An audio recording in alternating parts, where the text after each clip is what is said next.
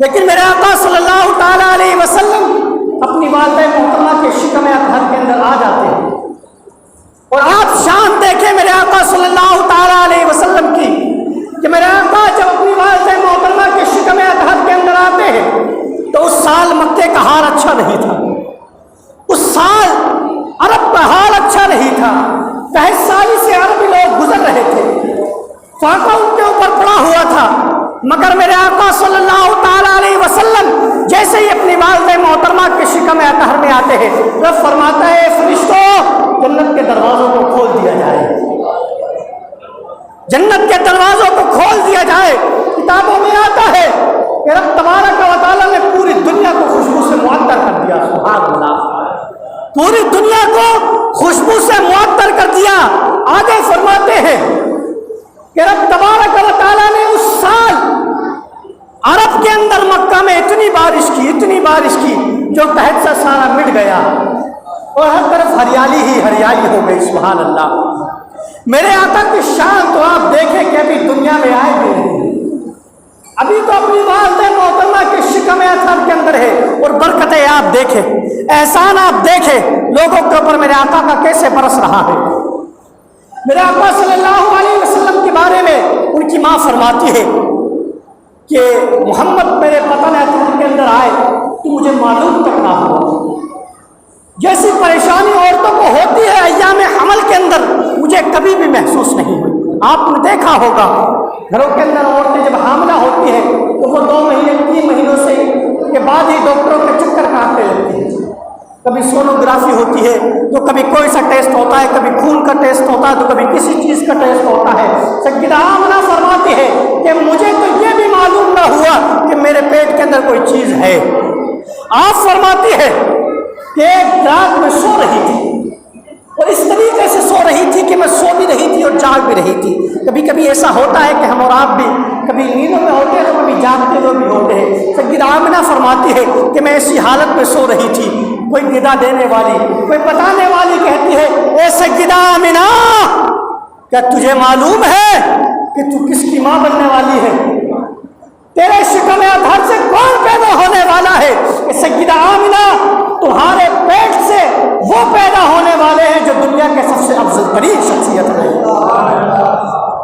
کون پیدا ہونے والے جو دنیا کے سب سے افضل ترین شخصیت ہے وہ تمہارے شکم اطہر سے پیدا ہونے والے ہیں۔ اور سیدہ آمنہ کے بارے میں آتا ہے کہ جب میرے آقا صلی اللہ تعالیٰ علیہ وسلم کی ولادت کا وقت قریب آیا، جب آپ کی ولادت کا وقت قریب آیا تو آپ فرماتی ہے وہ رات بھی آ گئی جس رات میرے آقا صلی اللہ تعالیٰ علیہ وسلم کو پیدا ہونا تھا۔ آپ فرماتی ہے کہ میں گھر میں بیٹھی ہوئی تھی کہ اچانک سے درد ذہن جو بچے کی پیدائش کے وقت ایک درد ہوتا ہے،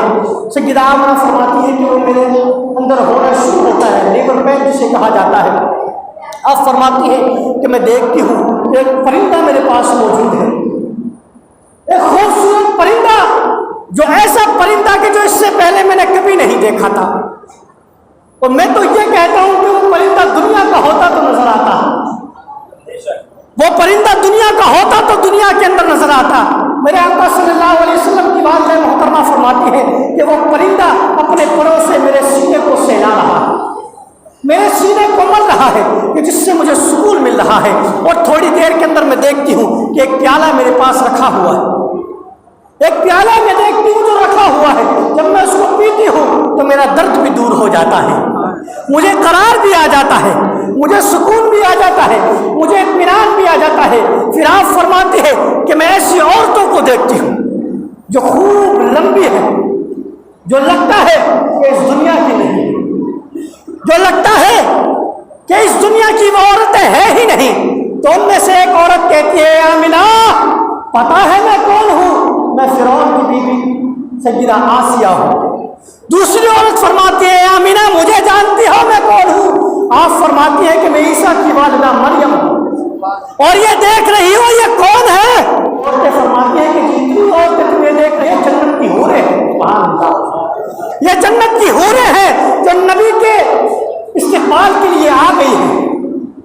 جو نبی کے استقبال استقبال کے لیے آ گئی ہے۔ حضرت عثمان بن ابی العاص کی والدہ محترمہ فرماتی ہے، آپ فرماتی ہیں کہ میں اس دن وہاں موجود تھی، اس رات میں وہاں موجود تھی، نبی کی ولادت کا وقت قریب آ گیا ہے،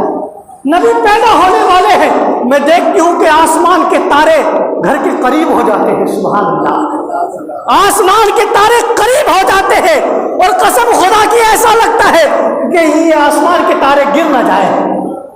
کہیں آسمان کے تارے گر نہ جائے۔ آپ دیکھیں تو صحیح، نبی کی شان دیکھیں، نبی کی عظمت دیکھیں، نبی کی ولادت کا مقام دیکھیں۔ اور میں ان لوگوں سے کہنا چاہوں گا، اے ظالمو، تم کہتے ہو کہ نبی کی ولادت کی خوشی نہیں منانا چاہیے، نبی کی عادت کے اوپر گھروں کو سجانا نہیں چاہیے، نبی کی ولادت پر کمکمے اور لائٹیں نہیں لگانا چاہیے۔ میں کہنا چاہوں گا، ارے ظالمو، دیکھو تو صحیح، پروردگار نے اپنی محبوب کی آمد میں ستاروں کو گھر کے قریب کر دیا ہے، اور اس سے زیادہ تمہیں کیا روشنی چاہیے، اور اس سے بڑھ کر تمہیں کیا دلیل چاہیے؟ تم سوچو تو صحیح، تم یہ سوچتے ہو کہ ہمارے بچوں کی پیدائش کے وقت جب ستارے آسمان سے قریب نہ آ سکے تو نبی کے لیے کیوں آئیں گے؟ ذرا سوچو تو صحیح، وہ تمہاری اولاد ہے اور یہ نبی ہے۔ تمہاری اولاد پیدا نہ ہوتی تو کوئی فرق نہ پڑتا، مگر میرے محبوب کو اس دنیا میں پیدا نہ فرمانا ہوتا تو اس دنیا کو نہیں بنایا جاتا۔ فرق ہے، دونوں میں فرق ہے، تم اور میں نہ ہو تو کوئی فرق نہیں پڑے گا، لیکن نبی نہ ہوتے تو دنیا نہ ہوتی۔ اس چیز کو سمجھے تو فرماتی ہے کہ ایسا لگتا تھا کہ ستارے کہیں گر نہ جائے، اور آپ فرماتی ہے کہ یہ ایسے عجائب تھے، ایسی تعجب کرنے والی تھی کہ جب نبی علیہ السلام نے اعلان نبوت فرمایا تو میں نے سب سے پہلے کلمہ پڑھ لیا تھا، کیونکہ آپ نے نبی کی عظمت کو دیکھ لیا تھا، نبی کی شان کو دیکھ لیا تھا۔ نبی کے بارے میں آتا ہے کہ جب نبی علیہ السلام پیدا ہوئے تو ایک آسمان کا ٹکڑا، ایک بادل کا ٹکڑا وہاں پر آتا ہے۔ سیدہ آمنہ بھی فرماتے ہیں، وہ لوگ جو وہاں موجود تھے وہ بھی یہ روایت کرتے ہیں کہ ایک بادل کا ٹکڑا آتا ہے اور اس میں سے آوازیں آتی ہیں کہ یہ امام الانبیاء ہے، یہ امام الانبیاء ہے، انہیں لو اور مشرق سے مغرب تک ان کو سیر کرا دو، اور پوری دنیا کے اندر یہ اعلان کر دو کہ اب نبی آخر الزمان پیدا ہو گئے ہیں،